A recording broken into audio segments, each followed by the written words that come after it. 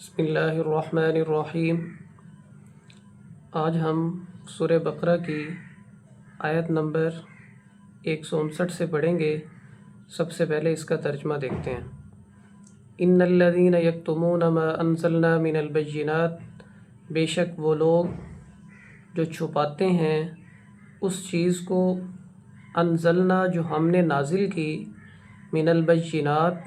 واضح، والہدا اور ہدایت، من بعد اس کے، ما بیناہ یعنی ہدایت کو ہم نے واضح کر دیا، للناس لوگوں کے لیے، فی الکتاب کتاب اللہ میں، اولئک یلعنہم اللہ یہی لوگ ہیں کہ ان پر اللہ کی بھی لعنت ہوتی ہے، ویلعنہم اللاعنون اور لوگوں کی بھی لعنت ہوتی ہے، الا الذین تابوا مگر وہ لوگ جو توبہ کر لیں، واصلحوا اور اپنی اصلاح کر لیں، وبینوا اور جو چیز وہ چھپاتے تھے اس کو واضح کر دیں، فاولئک اتوب علیہم پس یہی لوگ ہیں کہ توبہ کو قبول کر لیتے ہیں اللہ ان لوگوں کی، وانا التواب الرحیم اور اللہ فرماتے ہیں کہ میں توبہ کو قبول کرنے والا اور رحم کرنے والا ہوں۔ ان الذین کفروا بے شک وہ لوگ کہ جنہوں نے کفر کیا، وماتوا اور وہ اسی کفر پر مر گئے، وہم کفار اور وہ کافر ہی رہے، اولئک علیہم یہی لوگ ہیں کہ اللہ فرماتے ہیں کہ ان پر لعنت اللہ اللہ کی لعنت، والملائکہ اور فرشتوں کی بھی لعنت، والناس اجمعین اور تمام لوگوں کی بھی لعنت، اجمعین تمام ناس لوگ، خالدین فیہا وہ اس جہنم میں ہمیشہ رہیں گے، لا یخفف نہیں ہلکا کیا جائے گا، نہیں کم کیا جائے گا، عنہم العذاب ان پر عذاب، ولا هم ینظرون اور نہ ان کو اللہ فرما رہے ہیں کہ کوئی مہلت دی جائے گی، وَإِلَٰهُكُمْ إِلَٰهٌ وَاحِدٌ اللہ فرما رہے ہیں کہ اے مومنو تمہارا ایک ہی معبود ہے، لا الہ الا ہو نہیں ہے اس کے سوا کوئی معبود، الرحمن وہ بے حد مہربان ہے، الرحیم اور وہ رحم کرنے والا ہے۔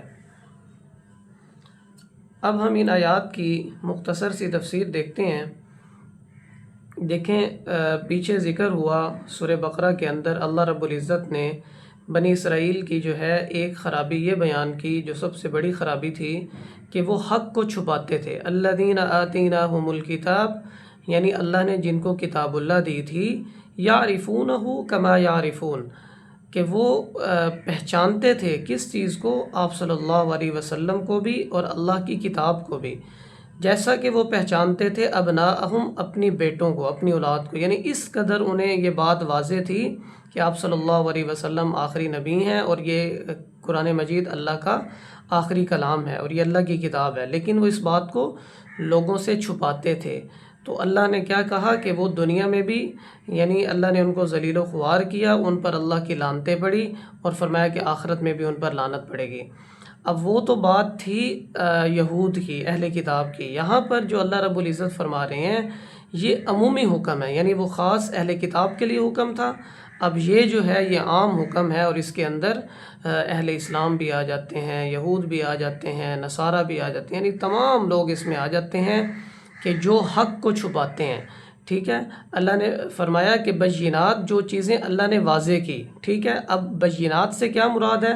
یعنی شریعت کی وہ چیزیں جو بالکل آسانی سے سمجھ آ جاتی ہیں، جیسے پیچھے صبر کا ذکر ہوا، نماز کا ذکر ہوا ہے، اسی طرح اللہ کے ذکر کا ذکر ہوا کہ اللہ کا ذکر دلوں کے لیے جو ہے سکون ہے، اطمینان کا باعث ہے، اسی طرح اللہ کے شکر کا ذکر ہوا ہے کہ اللہ کا شکر کرو، ناشکری نہ کرو، یہ ساری بینات ہیں، اور فرمایا والہدا اور کچھ باتیں اللہ نے ہدایت کے لیے رکھی ہیں۔ تو اب یہ جو بینات ہے یہ تو آسانی سے سمجھ آ جاتی ہیں، لیکن جو ہدایت ہیں یعنی جن کا ہدایت کے ساتھ تعلق ہے یہ کسی استاد کے بغیر، کسی عالم کے بغیر ان چیزوں کو سمجھنا مشکل ہے اس لیے تو یعنی صحابہ کرام جو تھے وہ ان کی زبان بھی عربی تھی، لیکن پھر بھی وہ آپ صلی اللہ علیہ وسلم سے کلام اللہ کو سیکھتے تھے تاکہ ہم جو ہے ہدایت حاصل کر لیں۔ اللہ فرما رہے ہیں کہ اللہ کی طرف سے جو ہدایت ہے، اللہ کی طرف سے جو واضح چیزیں ہیں جو اللہ نے لوگوں کے لیے کتاب اللہ میں بیان کر دی ہیں، یعنی قرآن مجید میں بیان کر دی ہیں، اس کا مطلب یہ ہے کہ جو بھی عالم ہیں جن کو کتاب اللہ کا علم ہے، جن کو اللہ نے علم دیا ہوا ہے اور وہ اس علم کو لوگوں تک نہیں پہنچاتے، تو وہ اس وعید میں آئیں گے۔ اور اسی طرح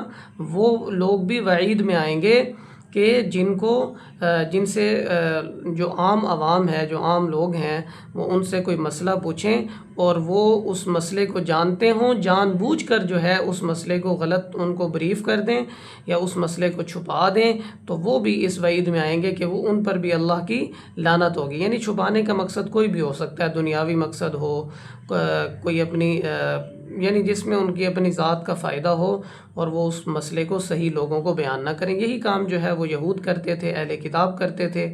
کہ وہ دنیاوی جو ان کو فوائد تھے، یعنی ان کو جو سرداری حاصل تھی اور وہ جو ہے نا کتاب اللہ کے ذریعے یعنی تورات کے ذریعے لوگوں سے پیسے بٹور رہے تھے، مسئلے بتاتے تھے، غلط بتاتے تھے اور پھر لوگوں سے پیسے لیتے تھے، تو اس پر اللہ نے ان پر لعنت کی۔ تو یہاں پر بھی اللہ نے فرمایا کہ جو اہل اسلام ہیں، جو عالم ہیں، جن کو کتاب اللہ کا علم ہے، اگر وہ اس علم کو لوگوں تک نہیں پہنچاتے تو ان پر بھی جو ہے وہ اللہ کی لعنت ہے، اور لوگ بھی اس پر کیا کرتے ہیں؟ لعنت کرتے ہیں۔ اب یہاں پر ایک بات یہ بھی سمجھ لیں کہ بعض مفسرین نے فرمایا کہ اس سے مراد یہ بھی ہے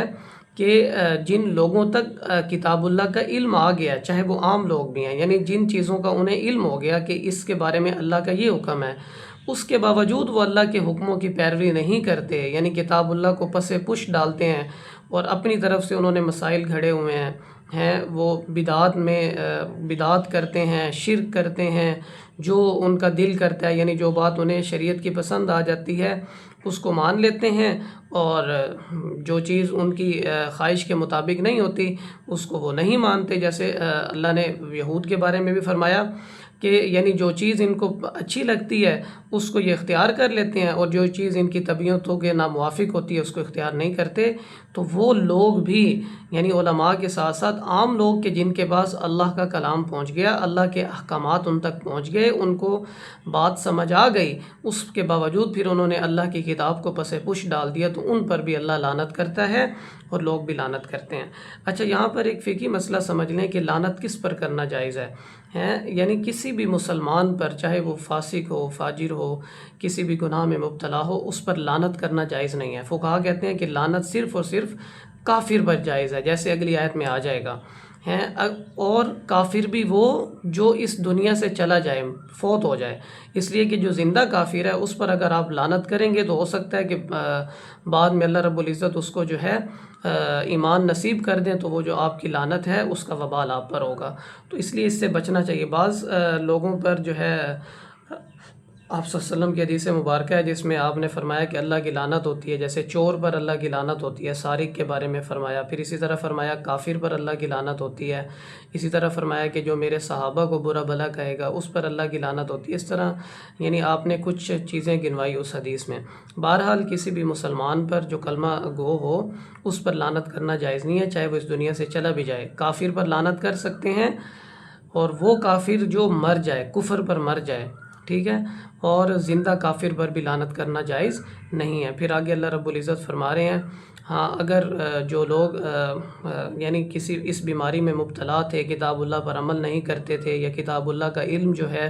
وہ لوگوں سے چھپاتے تھے، لوگوں تک پہنچاتے نہیں تھے، پھر انہیں زندگی میں اس چیز کا احساس ہو گیا اور انہوں نے توبہ کر لی، وَأَصْلَحُوا، اور اپنی ذات کو انہوں نے سنوار لیا، وَبَيَّنُوا، جو عالم ہیں، جو کتاب اللہ کا علم رکھتے ہیں، انہوں نے تبلیغ شروع کر دی، اللہ کی باتیں لوگوں تک پہنچانا شروع کر دی، یا جو لوگ کتاب اللہ پر عمل نہیں کرتے تھے انہوں نے عمل کرنا شروع کر دیا، اور توبہ کر لی کہ آئندہ جو ہے ہم اس گناہ میں یہ گناہ نہیں کریں گے، تو پھر اللہ رب العزت ایسے لوگوں کی توبہ کو کیا کرتا ہے؟ قبول کرتا ہے، اس لیے کہ اللہ توبہ کو قبول کرنے والا اور رحم کرنے والا ہے۔ آگے اللہ نے فرمایا ان الذین کفروا وماتوا، بے شک وہ لوگ کہ جنہوں نے کفر کی، یعنی جو کافر ہیں اور وہ کفر پر مر گئے۔ ابھی دیکھیں یہ وہ مسئلہ واضح ہو گیا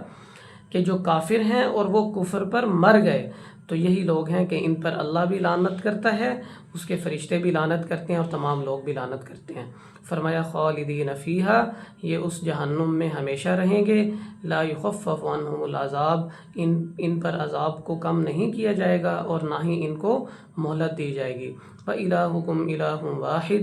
یہ جو ہے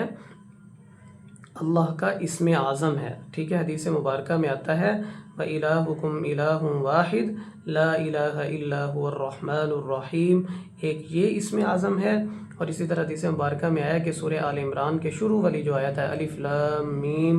اللہ لا الہ الا هو الحی القیوم، یہ اسم اعظم ہے، یعنی یہ اللہ کے دو صفات ہیں، بڑے نام ہیں، اسم اعظم ہیں۔ ان کی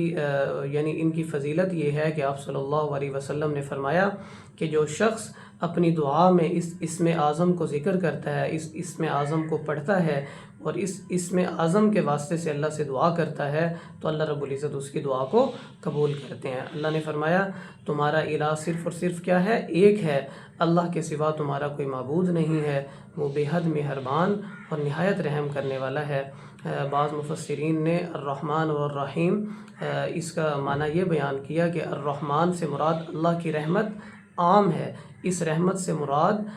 یعنی دنیاوی مہربانی ہے کہ اللہ نے دنیا میں تمام لوگوں پر جو ہے اپنی مہربانی کرتے ہیں، چاہے وہ کافر ہوں، فاسق ہوں، فاجر ہوں، وہ تمام لوگوں کو اللہ کی نعمتیں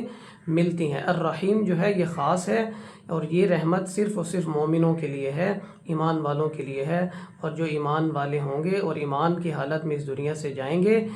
قیامت کے دن بھی وہ اللہ کی رحمت کے سائے میں ہوں گے اور قیامت کے دن بھی اللہ کی رحمت جو ہے وہ ان پر ہوگی۔ وما علینا الا البلاغ۔ تو جو بھی ہمارے ویور ہیں یا جو ہمارے چینل پر نیو آئے ہیں اور وہ اسی طرح لفظی ترجمہ اور آسان تفسیر جو ہے وہ پڑھنا چاہتے ہیں پورے قرآن پاک کو تھوڑا تھوڑا کر کے، تو ان سے درخواست ہے کہ وہ ہمارے اس چینل کو سبسکرائب کریں تاکہ ہر نئی آنے والی ویڈیو جو ہے وہ ان تک پہنچتی رہے، دوسرے لوگوں تک بھی اس کو پھیلائیں تاکہ زیادہ سے زیادہ جو اللہ کا کلام ہے یہ دوسرے لوگوں تک پہنچے۔ وما علینا الا البلاغ۔